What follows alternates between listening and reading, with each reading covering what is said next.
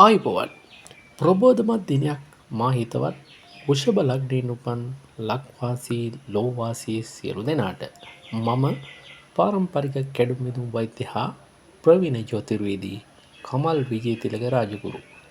අද මා කතා කරන්නේ මේ මාසයේ සිදුවන ප්‍රබල ග්‍රහමාරු 3ක් පිළිබඳවයි. මේ මාස 14 වන දින ග්‍රහලොව විශාලම ග්‍රහයා වන ප්‍රබල ගුරු ග්‍රහතුමා මිථුන රාශිගත වීමත් මේ මාස 18 වන දින රාහු ග්‍රහතුමා කුම්භ රාශිගත වීමත් එදිනම කේතු ග්‍රහතුමා සිංහ රාශිගත වීමත් පිළිබඳ ලග්නයෙන් ලග්නයට කිසේ බලපානවද යන වග පිළිබඳව ඔබව දැනුවත් කිරීමටයි මේ සූදානම. රාශි චක්‍රයේ ප්‍රේමාන්විත ආලයට ආදරයට කාමයට අධිපති සිකුරු හේවත් කිවි ග්‍රහතුමා සිය වාසස්ථානය කොට සිටින වෘෂභ රැසින් උපන් ස්ත්‍රී පුරුෂ දෙපාර්ශවයට මෙම ග්‍රහමාරුව බලපාන අන්දම දැන් අප සාකච්ඡා කරමු.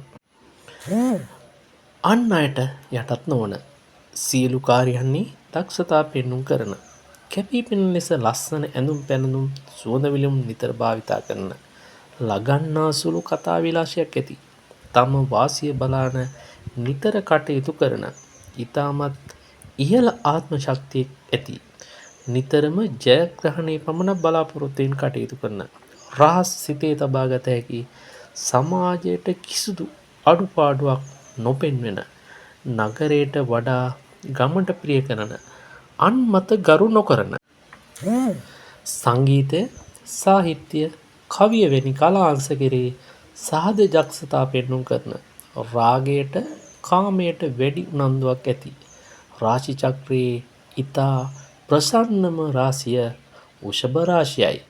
සියලුම අංග කෙරෙහි දක්ෂතා දැක්වූ වසර 102ක් ආයු වළඳා නිරෝගීව සිට අපවත් වී වදාළ බලංගොඩ ආනන්ද මෛත්‍රී යතිවරයානන්ද උපත ලබා ඇත්තේ වෘෂභ ලග්නයෙන්ය.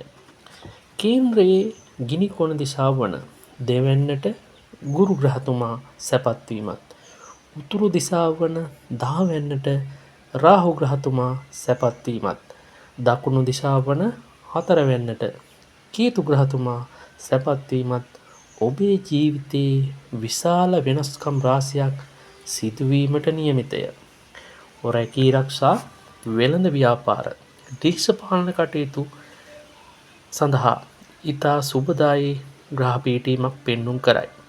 නිවසේ ගමේ නගරේ රටේ ආදී ස්ථානවල පිරිසකට නායකත්වය දෙමින් සියලු වෘත්තීන් වල යෙදෙන අයට ඉතා සුබදායී කාලයක් උදා වෙමින් පවතී. තමාගේ තත්ත්වය අනුව කෙසේ හෝ ප්‍රසිද්ධ වන සිද්ධීන් සිදුවිය හැකි ඉතා වාසනාවන්ත කාලයකි. රට ලෝකය පුරා සංචාරය කිරීමේ වාසනාවද වෘෂභ ලග්න හිමියන්ට ඇත. ගුරු ග්‍රහතුමා දෙවැන්නට සැපත්වීම වෘෂභ ලග්න හිමියන්ට තරමක සුබඵල අඩු කරන කාලයකි. පුරුෂයින්ගේ දකුණු ඇස ස්ත්‍රීන්ගේ වම් ඇස බෙල්ල උගුර දත් දනහිසන්දි පපුව ආශ්‍රිත රෝග සම්බන්ධව ඔබ දැනටමත් ප්‍රතිකාර ලබා ගන්නේ නම් ප්‍රතිකාර නැවැත්වීමට සුදුසු කාලයක් නොවන බව මතක තබා ගන්න. ධනය වර්ධනය වන කරුණු යෙදෙනවා වගේම වියදම් වන පාර්ශවද ඉහළ යා හැකි කාලයකි. බිරිඳගෙන් පවුලට මුදල් ලැබීම පෙන්නුම් කරයි. මවගේ හදිසි අසනීප තත්ත්වයක්ද ඇති වී හැක. පදිංචි නිවස අලුත් වැඩියා කිරීම. රැකියා ස්ථානය වෙනත් ස්ථානයකට ගෙන යාම හෝ අලුත් වැඩියා කිරීම. නව නිවාස මිලදී ගැනීම සිදුවිය හැකි. අලුත් වාහන මිලදී ගැනීම සිදුවිය හැකි ඉතා වාසනාවන්ත කාලයකි. මෙම ග්‍රහ මාරුවෙන් වෘෂභ ලග්න ඔබට යහපතක්ම වේවා. තෙරුවන් සරණයි.